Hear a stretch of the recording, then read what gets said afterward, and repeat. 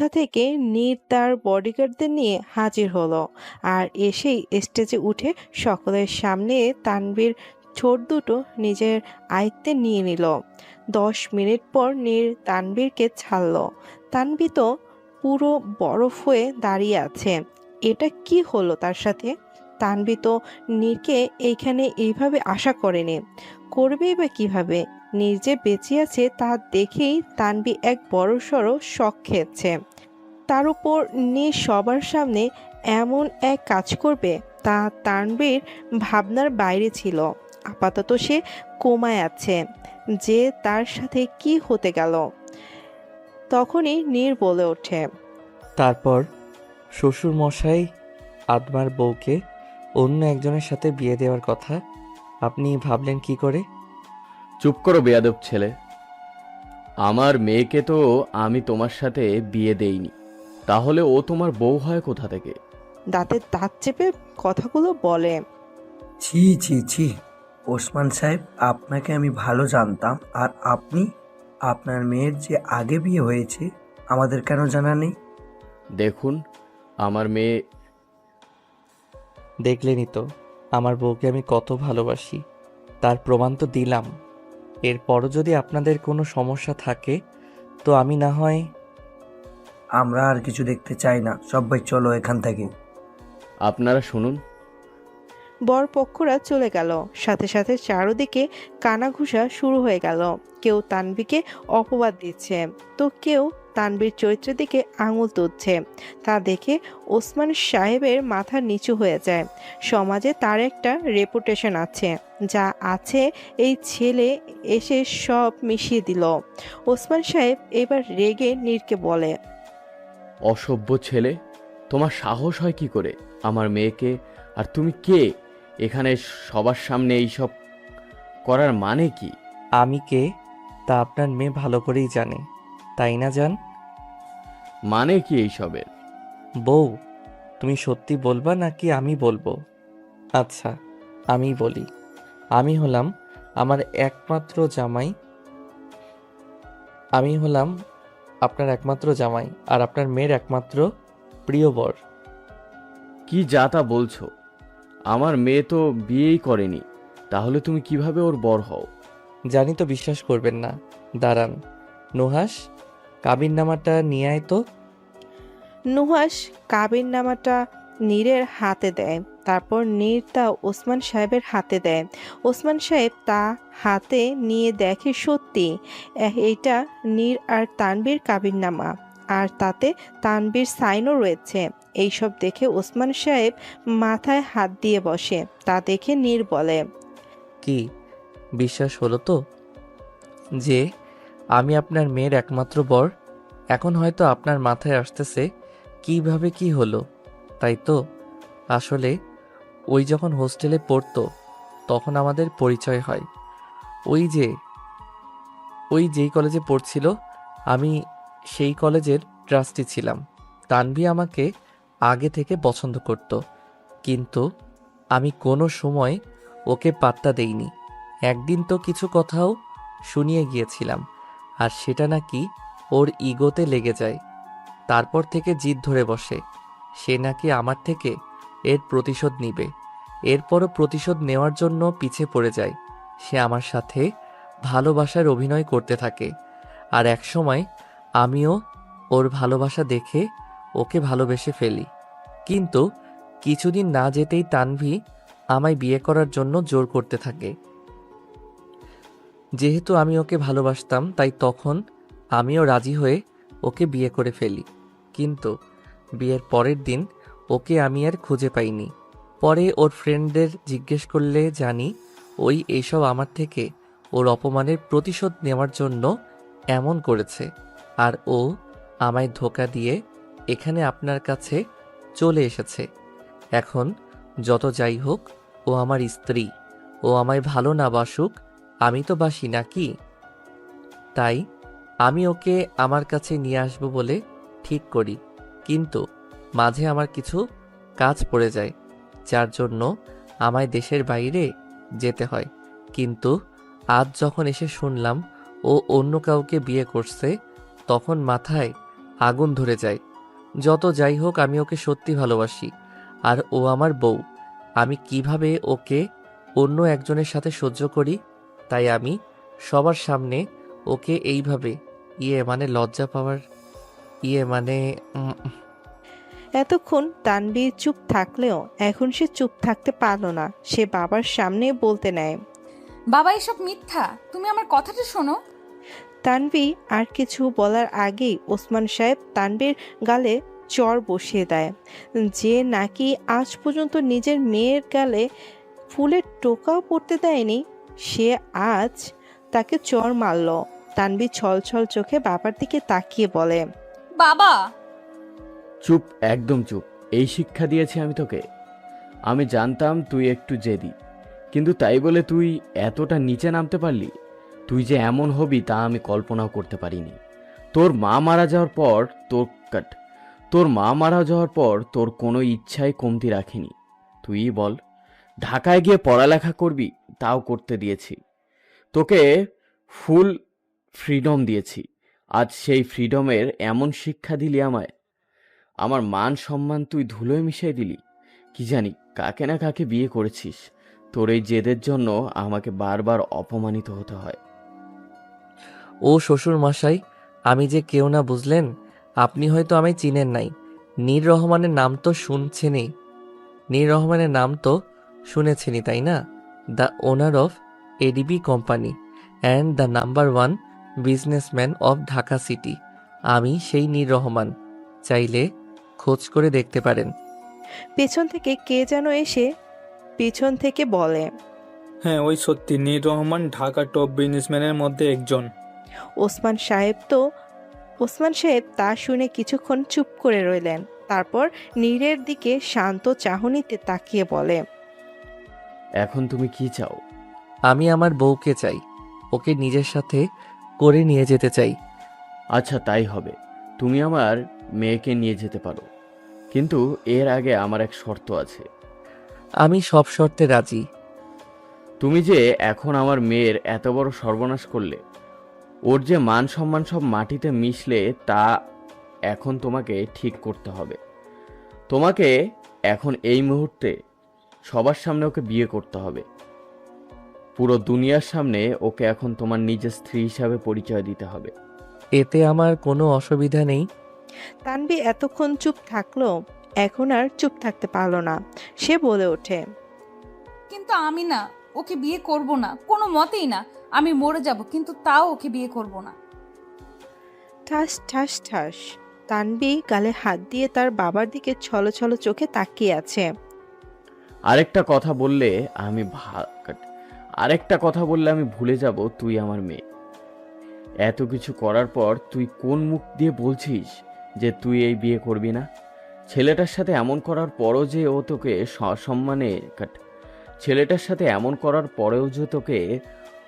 সসম্মানে নিজের স্ত্রীর অধিকার দিচ্ছে, তোকে মেনে নিতে চাচ্ছে, তারপরেও তুই কোন মুখে মানা করছিস? বাবা, তুমি যাই বলো, আমি ওকে বিয়ে করব না মানে না। ওর মতো মানুষের সাথে আমি থাকতে পারবো না।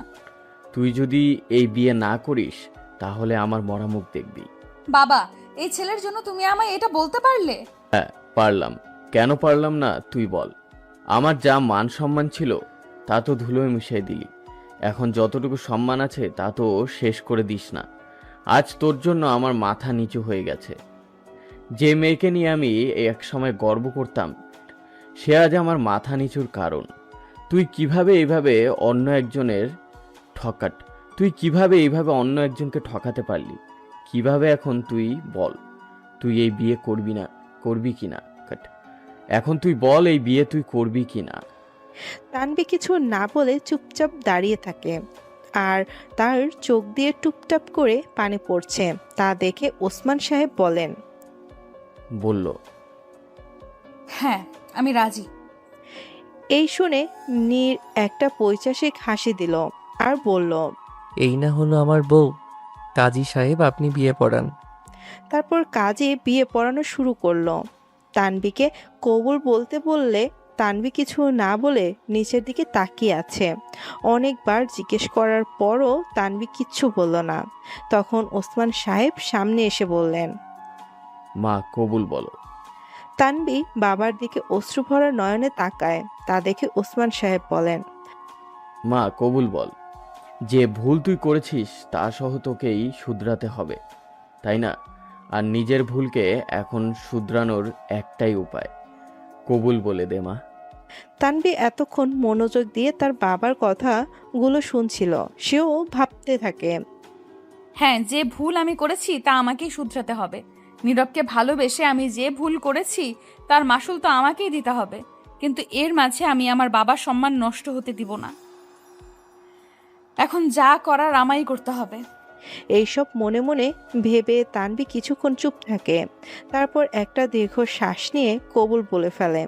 এভাবেই তাদের বিয়ের কাজ সম্পন্ন হয়। বিদায়ের সময় ওসমান সাহেব তার মেয়েকে ধরে কান্না করলে আর বলেন, মা আমাকে মাফ করে দিস। আজ এই প্রথম তোর গায়ে হাত তুলেছি আমি।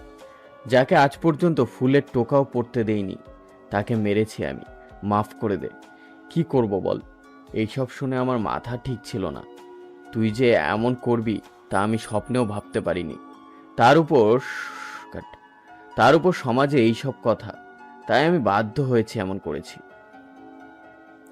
এইবার তানভিও কান্নামাখা কণ্ঠে বলে, না বাবা, তুমি মাফ চাইছো কেন? দোষ তো আমারই। এই সব কিছু আমার জন্যই হয়েছে। ভুল যখন করেছি তার মাসুল তো আমাকেই দিতে হবে, তাই না? তুমি চিন্তা করো না, তোমার প্রতি আমার কোনো ক্ষোভ নেই। এসব আমার ভাগ্যেই ছিল, তাই এমন হয়েছে। তুমি এসব নিয়ে ভেবো না। তুমি প্লিজ তোমার খেয়াল রেখো, আর ওষুধগুলো ঠিক মতো খেও। নিজের খেয়াল রাখিস মা, মনের মধ্যে কোনো ক্ষোভ রাখিস না।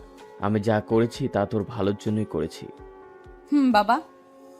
ওসমান সাহেব নীরের হাত ধরে বলেন, আমার মেয়ের খেয়াল রেখো। তোমায় ভরসা করে ওকে দিলাম আমি। অবশ্যই শ্বশুরমশাই, আপনি কোনো চিন্তাই করবেন না। ওর আমি ভালো মতো খেয়াল রাখবো। আফটার অল আমার 10টা না 5টা না একটা মাত্র বউ। এই বলে নীর তানভিকে গাড়িতে বসায়। তারপর গাড়ি ছেড়ে দেয়। কাউরে মুখে কোনো কথা নেই। অনেকখানি পথ যাওয়ার পর তানভি নিজের মুখ খোলে। কি খুশি তো তুমি এবার? আমি আবার কেন খুশি হতে যাব? অবাক হয়ে জিজ্ঞেস করলো, তুমি যা করতে চেয়েছিলে তা তো করতেই পেরেছো। তোমার তো খুশি হওয়ার কথা। তুমি ভালো করেই জানো আমি যা চাই তা হাসিল করেই ছাড়ি। আর আমি যা চাই তা এখনো পূরণ হয়নি। সবে মাত্র তো শুরু। এখন আরো অনেক কিছু আমার করার আছে। আর কি করার বাকি আছে শুনি? সব তো শেষ করেই দিলে। হুম, এখনো কিছু শেষ হয়নি। তুমি যদিও শেষ করতে চেয়েছিলে, কিন্তু তা শেষ হয়নি, বরং শুরু হয়েছে। তুমি শুরু করেছো এসব। আজ যা হয়েছে সব তোমার দোষে। আচ্ছা, কি দোষ ছিল আমার যে তুমি আমার সাথে এমন করলে? কেন করেছি তা তুমি নিজেকে জিজ্ঞেস করো। তুমি যে জঘন্য কাজটা করেছো, তারপর তোমার কি এইটাই পাওনা নয়? কি করেছি আমি? হ্যাঁ, কি করেছি? তুমি তুমি হঠাৎ করেই তানভীর মাথা ঘুরে ওঠে। তারপর একদম নিস্তেজ হয়ে নীরের উপর ঢলে পড়ে। তানভীকে এইভাবে ঢলে পড়তে দেখে নীর হাইপার হয়ে যায় আর আস্তে আস্তে তানভীর গালে থাপ্পড় দিয়ে থাকে। তানভি, কি হয়েছে তোমার? এই তানভি, চোখ খোলো। এই তানভি। নীর ড্রাইভারকে বলল গাড়ির স্পিড বাড়াতে। কিছুক্ষণের মধ্যেই তারা বাসায় পৌঁছে যাবে। নীর তানভীকে কোলে নিয়ে বাসার ভেতরে ঢুকে সোজা বেডরুমে চলে যায়। কিছুক্ষণের মধ্যে ডাক্তারও এসে পড়ে। নীর গাড়িতে থাকাতেই ওর ফ্যামিলি ডাক্তারকে কল করে আসতে বলে দিয়েছিল। ডাক্তার এসে তানভীরকে দেখলে আর বলল দুর্বলতার কারণে এমন হয়েছে। তানভীর শরীর রক্তশূন্যতার অভাব রয়েছে, আর তার উপর ভিটামিনের অভাব রয়েছে। ওর দিকে স্পেশালভাবে নজর রাখতে হবে। ডাক্তার আর কিছু মেডিসিন লিখে দিয়ে চলে যায়। নীর তানভীর পাশে বসে ওর মাথায় হাত বুলিয়ে দিতে থাকে আর বলে, আমাদের লাইফে তো এমন হওয়ার কথা ছিল না। আমরা না একসাথে কত স্বপ্ন বুনেছিলাম, কিন্তু তুমি সব নষ্ট করে দিলে। সব উজাড় করে দিলে। কেন করলে এমন? কেন তুমি আমার সাথে এমন বিশ্বাসঘাতকতা করলে? জানো, আমার লাইফের সবচেয়ে বড় আঘাতটা তুমি এই করলে। আমি স্বপ্নেও ভাবিনি তুমি আমার সাথে এমন করবে। কেন করলে আমার সাথে এমন? এই বলে নীরের চোখ দিতে 2 ফোঁটা নোনা জল গড়িয়ে পড়ল। রাত 12টা বাজে। তানভি ধীরে ধীরে তার চোখ খুলছে। সে আস্তে করে উঠে বসে মাথাটা চেপে ধরে। তারপর পুরো রুমে চোখ বোলাতে শুরু করে। সে বুঝতে পারছে সে এইখানে কিভাবে। তারপর তার আস্তে আস্তে সব কথা মনে পড়তে থাকে। তখনই নীর রুমে ঢুকে ফ্রুটস আর জুস নিয়ে রুমে আসে। তানভীর নীরকে দেখে তার মুখ ঘুরিয়ে নেয়। নীর তানভীরের পাশে বসে বলে, কেন? নাও, কিছু খেয়ে নাও। তোমার শরীর অনেক দুর্বল। এই বলে তানভীর সামনে খাবার ধরতেই সেই তা থালা দিতে ফেলে দেয় আর দাঁড়িয়ে যায় আর বলে, আর চিল্লিয়ে চিল্লিয়ে বলে, আমি তোমার হাতের কিছুই খাবো না। চলে যাও এখান থেকে। তোমার সাহস কিভাবে হলো এসব করার? আমার সাহসের দেখছো কি তুমি? আমি যে কি আর কি করতে পারি তার ধারণাও তুমি রাখো না, বুঝছো? তোমার মতো অমানুষ কি করতে পারে তা আমার ভালো মতোই জানা আছে। নীর অমানুষের কথা শুনে তার মাথায় রক্ত চড়ে বসে। সে এসে শক্ত করে তানবীর চুলের মুঠি ধরে। এতে তানবী কিছুটা ব্যথা পায়। নীর তানবীকে নিজের কাছে এনে বলে, আমি অমানুষ হই আর যাই হই, তোকে এই অমানুষের সাথেই সারা জীবন থাকতে হবে, বুঝলি? তোমার সাথে থাকার চেয়ে আমি মরা বেশি পছন্দ করব, মুখ অন্যদিকে ঘুরিয়ে। নীর আরেক হাত দিয়ে তানবীর গাল চেপে ধরে তার দিকে মুখ করে বলে, তা হচ্ছে না আর বউ, তোমাকে আমার সাথেই থাকতে হবে। প্রতি সেকেন্ড, প্রতিটা মিনিট, প্রতিটা মুহূর্ত তোমাকে আমার সাথে থাকতে হবে। এই কথা তোমার মাথায় ঢুকিয়ে নাও। কেন করছো এমন? কি চাই তোমার? কেন ফিরে এসেছো তুমি আবার? নীর একটু মুচকি হেসে বলে, কিসের জন্য এমন করছি তা তোমার অজানা নয়, আর আমার কি চাই তা তুমি তা ভালো করেই জানো। যে ভুল তুমি করেছো তার মাসুল দিবা না তা কেমনে হয়? এটা কোনো ভুল ছিল না। আমি যা করেছি তা একদম ঠিক করেছি, যার জন্য আমার মনে বিন্দুমাত্র আফসোস নেই। ভেবেছিলাম নিজের ভুল বুঝে মাপ চাইবে, কিন্তু না, তুমি তো কোনোদিন নিজের ভুল স্বীকার করতেই শিখোনি। না এখন না তখন। বিশ্বাস করো, তুমি যদি সামান্য পরিমাণ অনুতপ্ত হতে না, খুশি খুশি তোমায় আবার আপন করে নিতাম। ভুলে যেতাম তুমি আমার সাথে কি করেছিলে। আমি কেন অনুতপ্ত হব? আমি যা করেছি একদম ঠিক করেছি। তোমার মতো অমানুষের সাথে এমনই হওয়া উচিত। নীর তানবীরকে ছেড়ে বলে, বারবার বলেছিলাম যেখানে ইচ্ছে সেখানে আঘাত করো, কিন্তু বুকের বাঁ পাশটার দিকে আঙুল দেখিয়ে বললাম এইখানে করো না, আমি সইতে পারবো না। আর তুমি আমায় এই জায়গায় আঘাত দিলে, তাও আবার নিজের হাতে। দেখো তোমার দেওয়া আঘাত এখনো আছে। নীর কিছু নীর কিছু দেখাতে নিলে তানবীর চিৎকার দিয়ে বলে ওঠে, না, আমি কিছু দেখতে চাই না। নিজের চোখ হাত দিয়ে ঢেকে। নীর একটা তাচ্ছিল্য হাসি দিয়ে বলে, নিজের দেওয়া আঘাত নিজেই দেখতে পারছো না, তাহলে আমি কিভাবে তা বয়ে বেড়াচ্ছি? একবারও ভাবলে না এইসব করার আগে তুমি যা করেছো তার মাসুল তোমায় দিতেই হবে? বি রেডি জান, এখন থেকে তোমার সাথে যা হবে তা তুমি ভাবতেও পারবে না। এখন থেকে তুমি সেই প্রতিটা মিনিট, প্রতিটা দিন, প্রতিটা মুহূর্তকে দোষ দিবে যা তুমি আমার সাথে কাটিয়েছো। তুমি অভিশাপ দেবে সেই মুহূর্তকে যখন তোমার আমার সাথে দেখা হয়েছিল। তুমি কি ভেবেছো তুমি যা বলবে তা আমি চুপচাপ মাথা পেতে নেব? তাহলে সেটা তোমার ভুল ধারণা। আমিও দেখব তুমি কিভাবে কি করো। আমাকে যদি দুর্বল ভেবে থাকো তাহলে তুমি বড্ড বড় ভুল করেছো। আমি আর আগের মতো নেই যে তোমার কথায় বাধ্য হব। জানি তুমি আর আগের মতো নেই, তাই তো নিজের হাতে নিজের ভালোবাসাকে শেষ করে দিতে তোমার হাত কাঁপলো না। আচ্ছা, কি কমতি ছিল আমার ভালোবাসায় যে তুমি এমন করলে? কিভাবে পারলে নিজের ভালোবাসার মানুষটার সাথে বিশ্বাসঘাতকতা করতে? সেটা ভালোবাসা না, মোহ ছিল। অল্প বয়সের করা এক ভুল ছিল, আর কিছুই না। আমি আর যাই হোক কোনো খুনিকে ভালোবাসতে পারি না। নীর তানবীর কাছে এসে তার কোমর জড়িয়ে ধরে বলে, হ্যাঁ, আমি খুনি। তুমি আমায় খুনি হতে বাধ্য করেছ। তোমার দেওয়া আঘাত আমাকে খুনি বানিয়েছে। তোমার জন্য আমি আমার সব অনুভূতি, আবেগ, ফিলিংসকে খুন করেছি। খুন করেছি তোমার জন্য আমার ভালোবাসাকে। আচ্ছা, তুমি না আমায় ভালোবাসো না, তাহলে কেন তোমার দেওয়া আঘাত তুমি নিজেই দেখতে পারছো না? কেন আমায় আঘাত করার সময় তোমার চোখে পানি ছিল? কেন যখন আমি তোমার আশেপাশে থাকি তখন তোমার মধ্যে এক আলাদা অনুভূতি সৃষ্টি হয়? কেন আমি পাশে থাকলে তুমি নিজেকে নিরাপদ মনে করো? কেন? জানি না, আমি কিচ্ছু জানি না। তোমার এই অস্থিরতাই বলে দিচ্ছে তুমি জানো এর উত্তর, কিন্তু মুখে প্রকাশ করতে চাও না। কিন্তু এখন তাতেও লাভ হবে না। তোমায় আগেই বলেছিলাম আল্লাহর কাছে দোয়া কইরো যে আমি যাতে ফিরে না আসি। তা না হলে আমি কি করব আমি নিজেও জানি না। এখন যখন ফিরে এসেছি তখন তো তোমায় এর ফল পেতেই হবে। এই বলে তানবীকে হাতে মোচড় দিয়ে উল্টো করে ধরে। এতে তানবী ব্যথায় কুঁকড়ে ওঠে। নীর তা দেখে একটা পৈশাসিক হাসি দিয়ে বলে, এখন তো শুধু শুরু জান, এর চেয়ে বেশি কষ্ট তোমায় সহ্য করতে হবে। আমায় দেওয়া প্রত্যেকটা আঘাত, প্রত্যেকটা ছলনার মাসুল তোমায় দিতে হবে। এই বলে নীর তানবীকে মাটিতে ফেলে দিয়ে চলে যায়।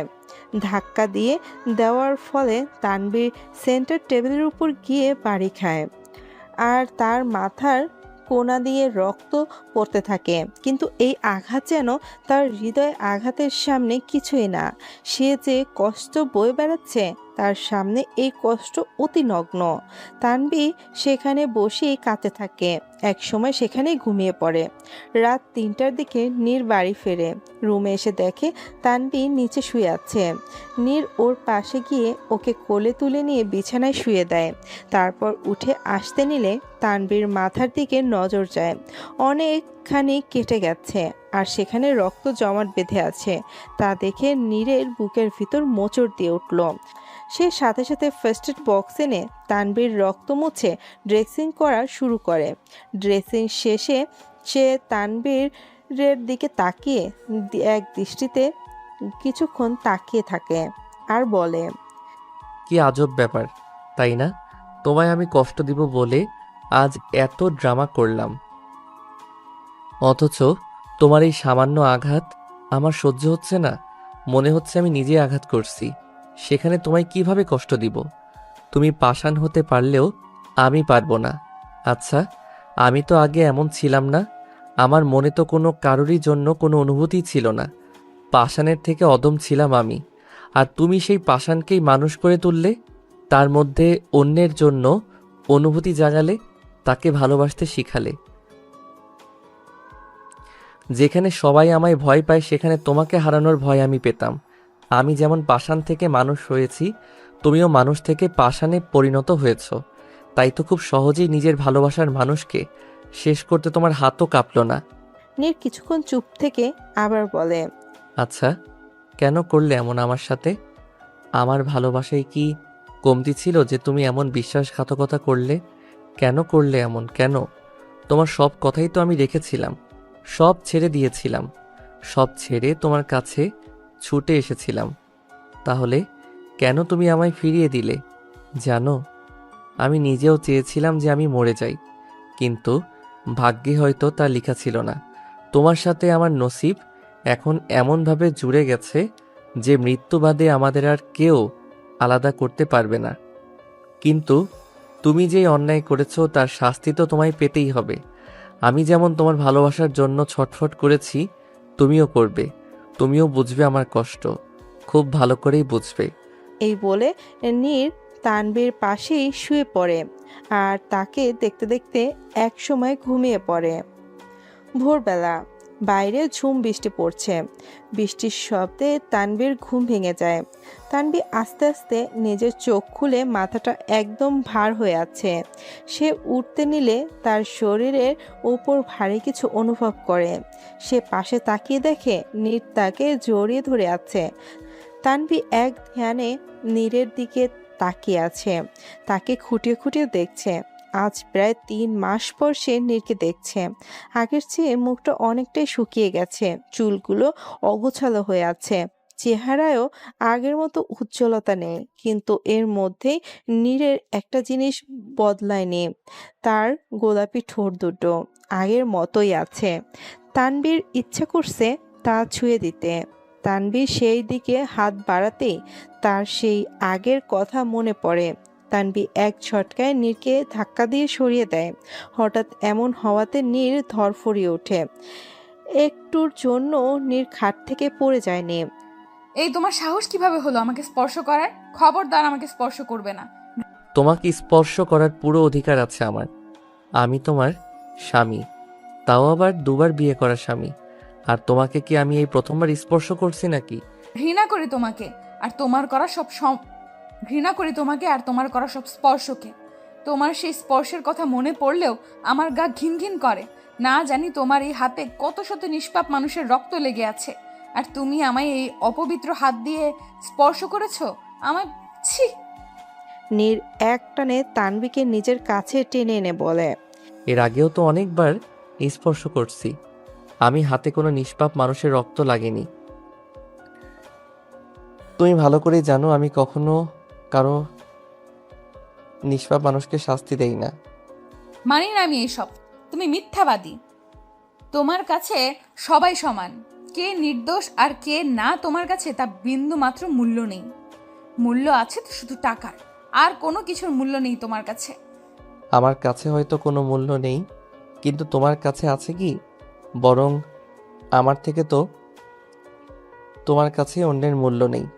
তাই তো খুব সহজেই নিজের ভালোবাসার মানুষকে আঘাত করতে পারলে, তাকে মাঝ রাস্তায় ছেড়ে দিতে পারলে, তার ভালোবাসাকে পায়ে ঠেলে দূরে সরিয়ে দিলে। তাই তো তুমি যার প্রাপ্য তুমি তাই পেয়েছো। তুমি খুনি, আর একজন খুনিকে ভালোবাসা যায় না। তাই না? তাহলে তখন কিভাবে ভালোবেসেছিলে? আমি তোমায় কখনোই ভালোবাসিনি, আর না ভালোবাসি, আর না কোনোদিন ভালোবাসবো। ঠিক আছে, এতদিন আমার ভালোবাসা দেখেছো, এখন দেখবে আমার রাগ আর অবহেলা। এই বলে নীর তানবীকে ছেড়ে রুমে থেকে বেরিয়ে যায়। আর তানবী সেখানে বসেই কাঁদতে থাকে আর বলে, কেন এমন হলো আমার সাথে? সবকিছু তো ঠিকই ছিল। সব ভুলে তোমায় আপন করে নিতে চেয়েছিলাম, কিন্তু এর মাঝে যে আমার সামনে এত বড় সত্যি চলে আসবে তা বুঝিনি। তুমি যা করেছো একদম ঠিক করনি। আজ তোমার জন্য আমি আমার আপনজনকে হারিয়েছি। তোমাকে তো আমি কখনো ক্ষমা করতে পারবো না, কখনো না। তুমি শুধু আমার থেকেই আমার সব কেড়ে নাওনি, শত শত মানুষের কাছ থেকে তুমি তাদের সব কেড়ে নিয়েছো। তাদের বাচ্চার শেষ অবলম্বনটুকুও কেড়ে নিয়েছো। এর জন্য তোমার কোনো মাফ নেই। এই বলে সে কেঁদে ওঠে। কিছুক্ষণ কান্না করার পর সে উঠে দাঁড়ায় আর সোজা চলে যায় ছাদে। তানবীর এই একটা বাজে অভ্যাস, মন খারাপ থাকলে সে ছাদে চলে যায়। আর তখন ছাদের পরিবেশ যাই হোক না কেন, তাকে আর ছাদ থেকে নামানো যায় না। তানবীর খোলা আকাশের নিচে দাঁড়িয়ে এক দৃষ্টিতে আকাশের পানে তাকিয়ে আছে, আর চোখের পানি বৃষ্টির পানির সাথে মিশে ধুয়ে যাচ্ছে। পুরো শরীর দিয়ে পানি গড়িয়ে পড়ছে। বৃষ্টির প্রত্যেকটা ফোঁটা যেন তার মধ্যে জ্বলে থাকা আগুন নিভাতে সাহায্য করছে। আকাশের পানে তাকিয়ে থাকতে থাকতে এক সময় তার চোখ দুটো বন্ধ হয়ে আসে এবং আস্তে আস্তে তার শরীর লুটিয়ে পড়ে মাটিতে। এদিকে নীর ডাইনিং রুমে মাথায় হাত চেপে বসে আছে। হঠাৎ করে কলিং বেল বেজে ওঠে। নীর ভাবতে থাকে, এই সাত সকালে আমার কে আসলো, তাও আবার এই বৃষ্টিতে। নীর এক রাশ বিরক্তি নিয়ে দরজা খুলে দাঁড়িয়ে থাকা ব্যক্তিটিকে দেখে এক দৃষ্টিতে তাকিয়ে থাকে। তিহান নীরকে দেখে তাকে চাপটে ধরে বলে, নীর, কই ছিলি তুই এতদিন? কত খুঁজেছি তোকে, তুই জানিস? তুই এইখানে এই সময়ে? যখন শুনলাম তুই ফিরে এসেছিস, আমি আর নিজেকে ধরে রাখতে পারলাম না, ছুটে এলাম তোর কাছে। আচ্ছা আয়, ভিতরে এসে বস। তিহান আর কিছু না বলে সোফাতে গিয়ে বসে পড়ে। এ হচ্ছে তিহান, নীরের ছোটবেলার বেস্ট ফ্রেন্ড আর নীরের কোম্পানির 20% পার্টনার। নীর দরজা অফ করে দিয়ে তিহানের পাশে বসে। এখন বল কি হয়েছিল? তুই এই 3 মাস কই ছিলি? আর তানভীর কোথায় ছিল? তারপর নীর তিয়ানকে সব খুলে বলে। সবকিছু শুনে তিয়ান মাথায় হাত দিয়ে বলে, আর তানভী বা কোথায় এখন? এত বড় বিশ্বাসঘাতকতা! তানভী এটা কীভাবে পারলো? ও তো তোকে মেনে নিয়েছিল, তোকে ভালোবেসে ফেলেছিল, তাহলে? এইটাই তো বুঝতে পারছি না, হঠাৎ কি হলো যে ও এমন করলো। এমন তো নয় যে তানভী শুরু থেকেই এইসব করার কথা ভাবছিল, কিন্তু সময় ও সুযোগের জন্য পেরে ওঠেনি। আর যখন সব হাতে নাতে পেয়েছে তখন সে আর সুযোগটা মিস করেনি। না, তানভি এমন হতে পারে না। সবই হতে পারে, কিন্তু সিওরিটি দিয়ে কিছু বলা যাচ্ছে না। আচ্ছা যাই হোক, তানভী এখন কোথায় কিছু জানিস? উপরে। তিয়ান অবাক হতে বলে। উপরে মানে? নীর তারপর কালকের সব কাহিনী খুলে বলে। তিয়ান সব কিছু শুনে মাথায় হাত দিয়ে বলে, লাইক সিরিয়াসলি, যে তোর সাথে এমন করলো শেষ কিনা তুই ওকেই বিয়ে করলি? কি করব বল, আমার যে ওর থেকে অনেক কিছু জানার আছে। আর তার থেকেও বড় কথা, আমি ওকে ভালোবাসি। ওকে ছাড়া থাকা আমার পক্ষে সম্ভব না। তুই তো আগে এমন ছিলি না। তোর কাছে তো আগে বিশ্বাসঘাতকতা মানে মৃত্যু ছিল, আর আজ কিনা তোর সাথে এত বড় বিশ্বাসঘাতকতা হলো আর তুই কিছু না করে চুপ করে আছিস? ভালোবাসা সবাইকে চেঞ্জ করার ক্ষমতা রাখে, পাথরকেও বরফ করে তুলতে পারে। এইসব শুনে তিয়ানের ভিতর থেকে দীর্ঘশ্বাস বেরিয়ে আসে। তারপর বলে, হুম, আচ্ছা শুন, তুই তো এই কয়েকদিন ছিলি না, তো সব আমায় দেখতে হয়েছিল। এর অনেক কিছু হয়েছে, আবার আমার তোর সাথে কিছু দরকারি কথাও আছে। হুম, বল। তারপর তিহান আর নীর কথা বলতে থাকে। প্রায় 2 ঘন্টা পর তাদের কথা শেষ হয়। তখন তিয়ানের ফোন আসতেই সে চলে যায়। বাইরেও এখন বৃষ্টি কমে গেছে, হালকা রোদ ছড়িয়ে পড়েছে সব দিকে। নীর উপরের রুমে চলে আসে। এসে পুরো রুম চোখ বুলিয়ে দেখতে থাকে তানভি কোথায়, কিন্তু না, সে রুমে কোথাও নেই। নীর ওয়াশরুমে বারান্দায় সব চেক করলো, না, কোথাও নেই। নীরের বুকের ভেতরটা ধুক করে উঠল। কোথায় গেল তানভি? নীর পুরো বাড়ি খুঁজতে থাকে। শেষমেশ ছাদের দরজা খোলা দেখে উপরে যায়, আর যা দেখে তাতে নীর এর দম বন্ধ হয়ে যাওয়ার অতিক্রম। সে দেখে তানভি নিচে পড়ে আছে, গায়ে এখনো সেই বিয়ের পোশাক, পুরো শরীর ভিজে একাকার, জামাগুলো পুরো লেপ্টে আছে শরীরের সাথে। নীর তাড়াতাড়ি তানভীর পাশে যায় আর আলতো হাতে তার গালে বাড়িয়ে দেয় হাত বাড়িয়ে দেয়। গালে হাত দিয়ে সে চমকে ওঠে। পুরো শরীর আগুনের মতো হয়ে আছে, হাত পা বরফের মতো ঠান্ডা আর একদম ফ্যাকাশ হয়ে গিয়েছে। নীর দ্রুত তানভীকে কোলে নিয়ে রুমে এসে পড়ে। তানভী এর জামা থেকে চুয়ে চুয়ে পানি পড়ছে। নীর ভাবছে তানভীকে আগে চেঞ্জ করাতে হবে, তা না হলে আরও সমস্যা হবে।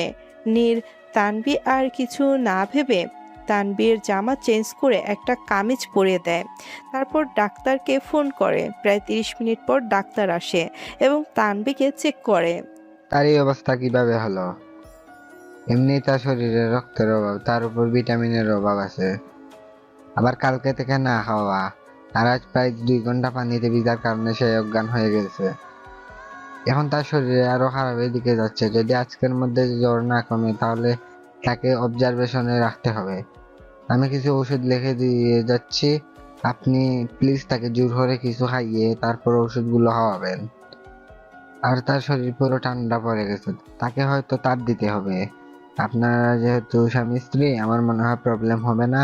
আর যদি তার শরীর বেশি খারাপের দিকে যায় তাহলে আমাকে জানাবেন। এই বলে ডাক্তার চলে যায় আর নীরের ভিতর থেকে এক দীর্ঘশ্বাস বেরিয়ে আসে। নীর তানভীর এর দিকে করুণ চোখে তাকিয়ে থাকে। ডাক্তার চলে গেল আর নীরের ভিতর থেকে একটা দীর্ঘশ্বাস বেরিয়ে আসে। নীর তানভীর দিকে করুণ চোখে তাকিয়ে থাকে। তারপর নীর তার একটা বডিগার্ড দিয়ে ওষুধগুলো আনিয়ে নেয় আর নিজেই খাবার রান্না করে নেয়। খাবার রান্না করতে করতে দুপুর হয়ে যায়। তারপর নীর একটা ট্রেতে খাবার আর মেডিসিনগুলো নিয়ে সে রুমে যায়। তানভী এখনো সেইভাবেই শুয়ে আছে। নীর খাটের পাশের টেবিলে খাবারগুলো রেখে তানভীকে আলতোভাবে ডাক দেয়, কিন্তু তানভী এর ওঠার নাম নেই। নীর কোনো উপায় না পেয়ে তাকে উঠিয়ে নিজের বাহুতে চেপে ধরে বুকের সাথে মিশিয়ে নেয়। তারপর ওকে খাওয়ানোর চেষ্টা করে। আজব করার বিষয়, তানভী খেয়েও নিচ্ছে। তানভী আদো আদো করে চোখ খুলছে। তানভীর নিজের পাশে নীরকে দেখেও কিছু বলছে না, বরং আয়েসে নীরকে জড়িয়ে ধরেছে। নীর তাতে একটু অবাক হয়, কিন্তু পরে নিজেকে সামলিয়ে নেয়। নীর তানভীকে দেখছে একদম বাচ্চাদের মতো খাচ্ছে। খাওয়ার শেষে নীর তানভীকে পানি খাইয়ে দেয়। এখন ঔষধ খাওয়ার সময়। তানভীর মর্জি শুরু হয়, সে কিছুতে ঔষধ খাবে না।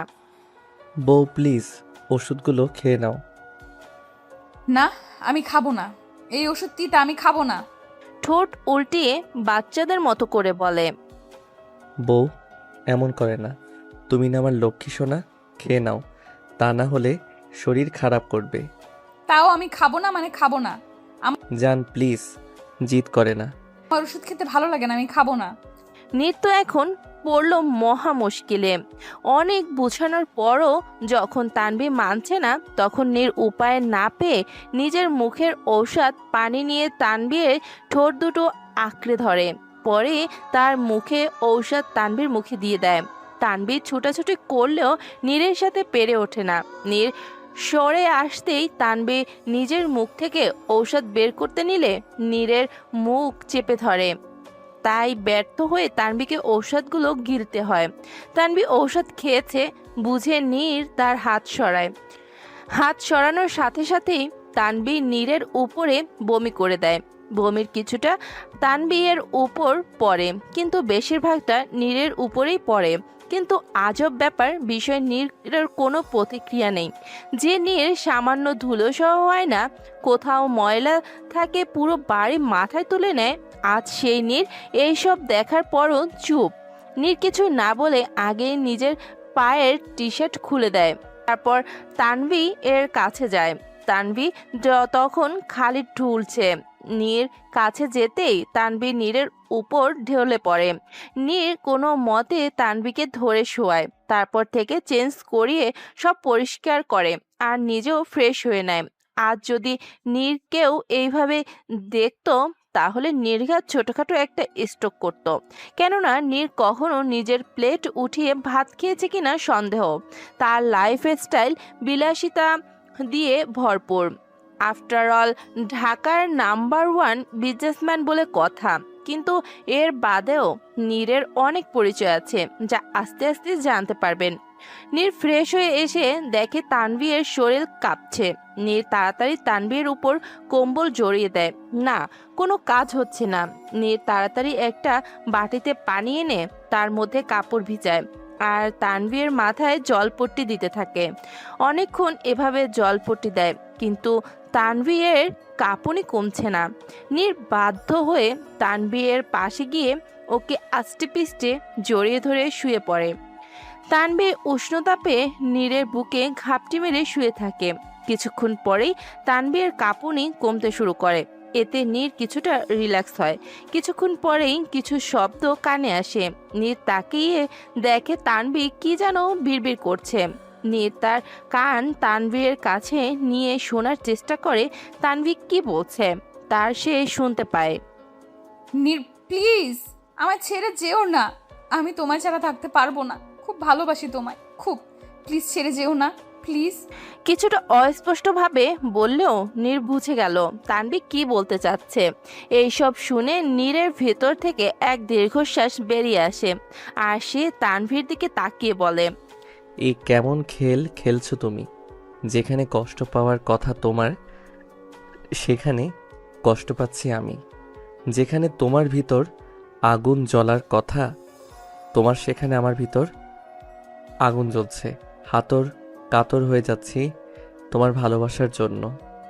আমার সাথে এত বড় বিশ্বাসঘাতকতা করার পরও আমি তোমায় ঘৃণা করতে পারছি না। তুমি আমায় যে বুকে আঘাত করেছিলে, আমিও তোমায় সেই একই জায়গায় আঘাত করতে চেয়েছিলাম। কিন্তু এখন বুঝতে পারছি আমার পক্ষে যে এটা সম্ভব না। তুমি তোমার ভালোবাসার মানুষকে আঘাত করতে পারলেও আমি যে পারবো না। কই ভেবেছিলাম তোমায় কষ্ট দিব, তোমায় তিলে তিলে মারব, কিন্তু না, তোমায় কষ্ট দিয়ে আমি সবচেয়ে বেশি কষ্ট পাচ্ছি।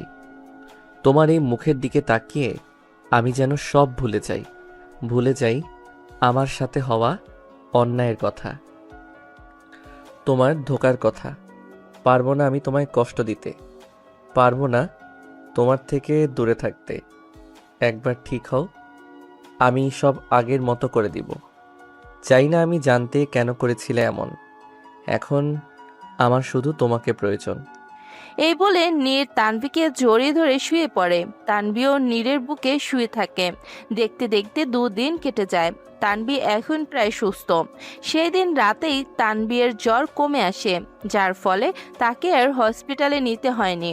নীর দিনরাত তানভীর সেবা করেছে। তানভীর প্রত্যেকটা জিনিসের প্রতি খেয়াল রেখেছে সে। তানভীও এবার নীরকে পর্যবেক্ষণ করেছে। নীরের কাছে সে কিছুটা অবাক এই হচ্ছে, কেননা নীর আগে কখনো এত কাজ করেনি, আর না তাকে করতে দেখছে। সে তো নীরকে শুধু অর্ডার করতেই দেখেছে। আজ নীরকে বড় অচেনা লাগছে। আসলে কি এই সেই নীর যাকে সে একসময় খুব ভয় পেত? তাকে দেখলেই ভয়ে প্রাণ উড়ে যেত। এইসব ভাবনার মধ্যে কখন যে নীর তার পাশে এসে বসেছে তা তানভী বুঝতে পারেনি। নীর তানভীকে অন্যমনস্ক দেখে ওর কাঁধে হাত রেখে বলে, জান, দেখো তোমার জন্য নাস্তা এনেছি, খেয়ে নাও। তানভী এবার বাস্তবে ফিরে আসে আর এক ঝটকায় নীরের হাত নিজের কাঁধ থেকে সরিয়ে নেয়। এতে নীর কিছুটা অবাক হয়। খবরদার আমায় ছোবে না, আমাকে ছোঁয়ার অধিকার তোমার।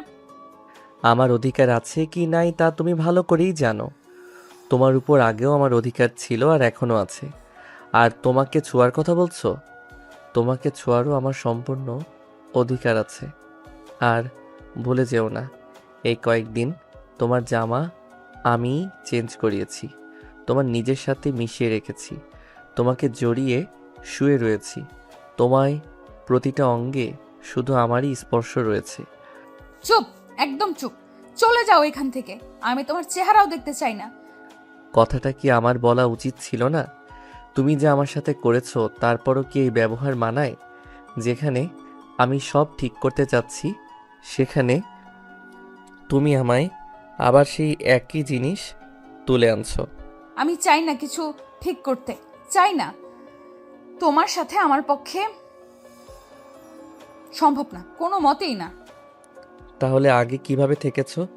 কিভাবে আমার সাথে দিনের পর দিন সময় কাটিয়েছো? কিভাবে আমাকে নিয়ে স্বপ্ন বুনেছো? আমাকে ঘিরেই নিজের দুনিয়া তৈরি করেছো? বলো। জানি না, কিচ্ছু জানি না। আমি শুধু এতটুকু জানি, আমি তোমায় এখন ঘৃণা করি, সব থেকে বেশি ঘৃণা করি। তোমায় আমার সহ্য হয় না।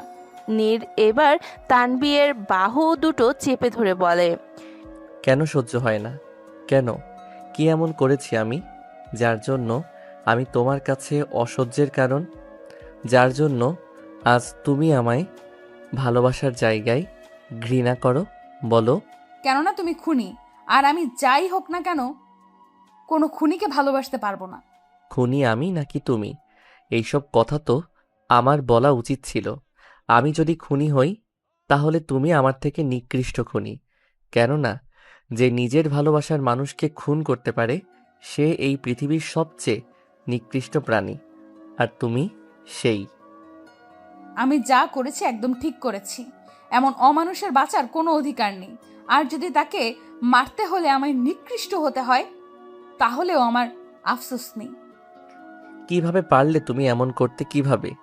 একবারও হাত কাঁপলো না আমার বুকে গুলি চালানোর সময়? নিজের টি শার্ট টান দিয়ে খুলে বলে।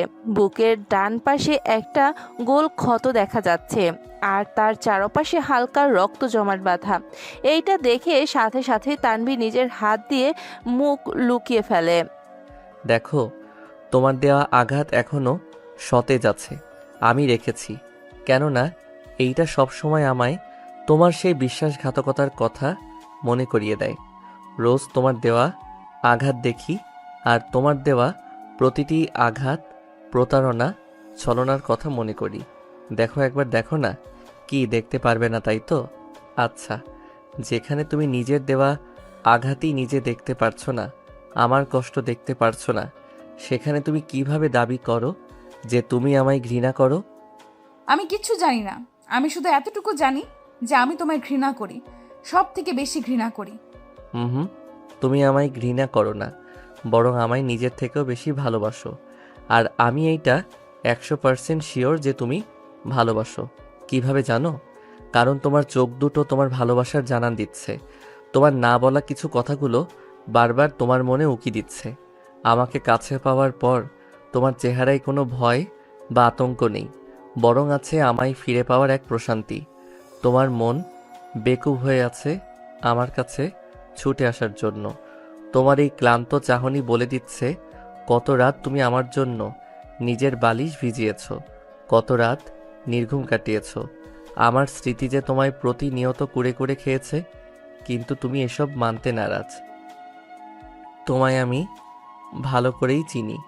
তুমি মরে যাবে তাও স্বীকার করবে না তুমি আমায় ভালোবাসো। তানভি নিশ্চুপ।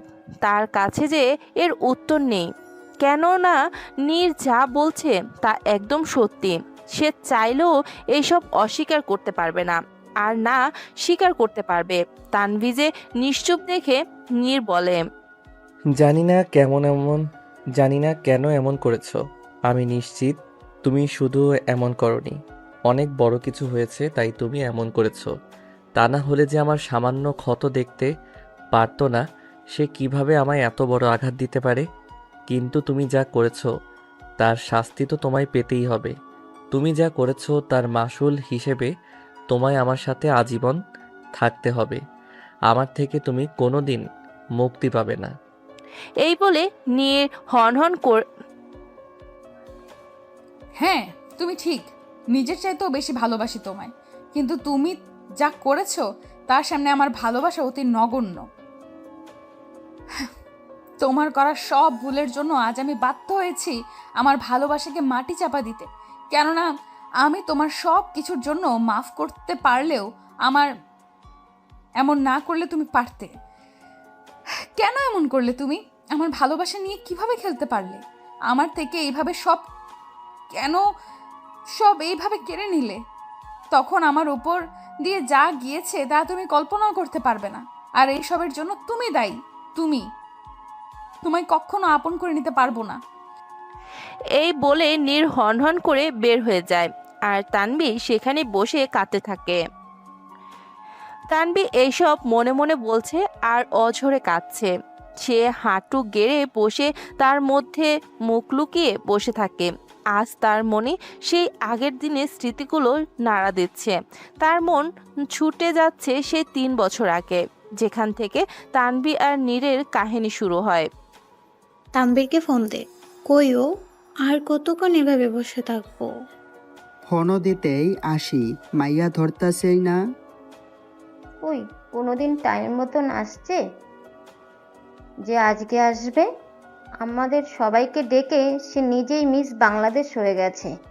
আধা ঘন্টা পরে ওয়েট করছি, কিন্তু আধা ঘন্টা ধরে ওয়েট করছি, কিন্তু ওর আসার কোনো নাক গন্ধই নেই। দেখ গিয়া পইরা পইরা আবার ঘুমাইতাছে নে। তখন পেছন থেকে তানভি বলে ওঠে, আমি মোটেও পড়ে পড়ে ঘুমাই না, আমি চিত হয়ে শুই। নে, আসছে মিস বাংলাদেশ। তখন পিছন থেকে তানভি বলে ওঠে। তানভি নিপার কথায় চাপড় মেরে বলে, আমি মিস বাংলাদেশ না, মিস ওয়ার্ল্ড, বুঝলি? দেখিস না সবাই আমার পেছে মুরগির মতো দৌড়ায়। সবাই এই কথা শুনে হাসতে হাসতে শেষ। আইসে আমাদের মিস ওয়ার্ল্ড, যা দৌড়ে গিয়া কদু খা। হিয়া থু, আর কিচ্ছু পাইলি না? শেষে কিনা কদু মুরগি খাইতে কইলি? মুরগি তহ গাছে ধরে, তাই না? তোর জন্য কদুই বেস্ট। শেষে কিনা কদু মুরগি খাইতে কইতি? আর তোর জন্য তেলাপোকা বেস্ট। আর তোর জন্য থু, টিকটিকির শাশুড়ি, জোকের বউ, কালাহাতির মাইয়া, তেলাপোকার মাইয়া। তোরে তো আমি মুরগির আইসটা দিয়া, হরিণের দাঁত দিয়া, পিঁপড়ার শিং দিয়া কিমা কইরা তারপর মুরগির গু খাওয়ামু। আরে স্টপ গাইস, তোরা যে কিভাবে এত ঝগড়া করতে পারিস? আর তানভীর নিজের মুখেরে একটু লাগাম দে বোন, যা আসে তাই কইতে থাকোস। ভালো কথার দাম নাই। চোখ হইছে, তোর আর ভালো কথা কইতে হইব না। আচ্ছা তানভি, তুই বল কেন ডেকেছিস আমাদের? কেন ডাকছিলাম ওইটা তো তুই জানোস, আমাদের বলতাছস কেন? ভুলে গেছি। হাই রে মাইয়া, পড়া তো মনেই থাকে না, প্লাস এখন কথাও মনে থাকে না। কইছে পড়া মনে থাকে না, আমি সব পারি। আচ্ছা তাই না? তাহলে বলতো নিউটনের বলের সূত্র কি? নিউটনের আবার সূত্রও আসেনি? ওই মিয়া আবার কবে সূত্র বের করলো? এই শুনে তানভি একটু ভেঙচি মারে। এই শুনে সবাই মাথায় হাত দিয়ে বসে। এই নায়িকা জিন্দিগিতে শুধরাবার নাম। তানভিকে দিয়ে সব আশা করা গেলেও পড়া নিয়ে বিন্দু মাত্র আশা করা যায় না। 1 নাম্বারের মুরগি পড়ালেখায়। হঠাৎ তানভি চিল্লিয়ে ওঠে, এই মনে পড়ছে। এখন আমাদের বলে উদ্ধার কর। আমার খিদা লাগছিল, কিন্তু টাকা খরচ করতে ইচ্ছা করতেছিল না। তাই ভাবলাম আমার ফ্রেন্ডগুলো থাকতে আমি কেন টাকা খরচ করব, তাই তোদের ডাকছি। এখন না অনেক ক্ষুধা লাগছে, কিছু অর্ডার দে না। সবাই রাগের আগুনে তেলে পুড়ে ছাই। এর জন্য সবাই সবার ক্লাস ছেড়ে আসতে আর সে কি না বলে কি একসাথে বলে ওঠে, তবে রে ভাস। এই শুনে সবাই মাথায় হাত দিয়ে বসে। এই নায়িকা জিন্দিগি তো শুধরাবার না। তানবিকে দিয়ে সব আশা করা গেলেও পড়া নিয়ে বিন্দু মাত্র আশা করা যায় না। 1 নাম্বারের মুরগি পড়ালেখায়। হঠাৎ তানবি চিল্লিয়ে ওঠে। সবাই রাগে আগুনে তেলে পুড়ে ছাই। এর জন্য সবাই সবার ক্লাস ছেড়ে আসছে আর সে কি না বলে কি একসাথে বলে ওঠে, তবে রে। ব্যাস লেগে গেল ওদের মধ্যে ঝগড়া। এইটা নতুন কিছু না, তানবীর সব সময় এমন করে, কিন্তু মাঝে মধ্যে একটু বেশি। কিছুক্ষণ পর সবাই শান্ত হলে খাবার অর্ডার দেয়। কি বা আর করার, যখন সবাই এসে বসেই পড়েছে তখন তো আর না খেয়ে ওঠা যায় না। সবাই খাচ্ছে আর সেই নিয়ে কথা বলছে। হঠাৎ নিপা বলে ওঠে, তানভি, তোর না অনেক সাহস। তাহলে আজকে তোকে একটা দেয়ার দিব, আর তোকে সেটা কমপ্লিট করতে হবে। যদি কমপ্লিট করতে পারিস তাহলে কালকের ট্রিট আমার পক্ষ থেকে, আর যদি হেরে যাস দেন কালকে তুই আমাদের ট্রিট দিবি। হে, এখন বল রাজি কিনা? ভয় পেয়ে গেছিস? আমি কখনো ভয় পেতে শিখিনি। বল কি করতে হবে? এই রেস্টুরেন্টের গেট দিয়ে এখন সর্বপ্রথম যে ব্যক্তিটি ঢুকবে তুই তাকে প্রপোজ করবি অ্যান্ড তার গালে কিস করবি। সবাই একসাথে বলে ওঠে, তুই কি পাগল হয়ে গেছিস নিপা? কি বলিস এইসব? মাথা গেছে নাকি তোর? এইটা অতিরিক্ত। একদম না, it is a just fun. এত রিয়াক্ট করার মানেই হয় না। তা তানভি, তুই কি পারবি আমার ডেয়ার কমপ্লিট করতে, নাকি হার মানছিস? মোটেও না, তানভি কখনো হার মানতে শিখিনি, বরং জিততে শিখেছে। আমি এটা করতে রাজি। আমার তো মনে হয় না তুই এই ডেয়ার জিততে পারবি। মেরে উগান্ডা কি কসম, যদি না জিতছি না আমি আমার তেলাপোকার গো টাকলা করে দেব। এই শুনে সবার মধ্যে হাসির রোল পড়ে গেল। ওকে দেন, আমরা এখানেই বসে বসে সব দেখব। ওকে ওকে। প্রায় কিছুক্ষণ পরেই একজন রেস্টুরেন্টে ঢুকলো। পেছনে 4-5 জন কালো পোশাক পরা বডিগার্ড টাইপের লোকও আছে, আর তাদের সামনে একজন লোক, মনে হচ্ছে তাদের বস। লোকটি আর কেউ না, নীর। ওর গায়ে ব্ল্যাক ব্লেজার, ব্ল্যাক প্যান্ট, ভিতরে হোয়াইট শার্ট পরা, চোখের সানগ্লাস, হাতে কালো বেল্টের ঘড়ি, চুলগুলো স্পাইক করা, হাইট 6 ফুট, গায়ের রং একদম দুধের মতো। সে হাতে একটা ফাইল চেক করতেই রেস্টুরেন্টে ঢুকেছে। সবাই তো তার দিকে হাঁ করে তাকিয়ে আছে। তানভি তো এক দফা ক্রাশ খেয়েছে। নিপা তানভিকে ঠেলে সামনে পাঠায়। তানভি একটা দীর্ঘ শ্বাস নিয়ে সেই লোকটির সামনে যায়। লোকটি তানভিকে দেখে পাশ কাটিয়ে চলে যেতে নিলে তানভি বলে, এক্সকিউজ মি। কিন্তু নীর শুনলো না, তাই তানভি আবার ডাকলো, তাও শুনলো না। এবার তানভি রেগে গিয়ে বলে, এই যে মিস্টার বলেম গাছ। নীর এবার ঘুরে তাকায়, তারপর কিছু বলার আগেই তানভি বলে।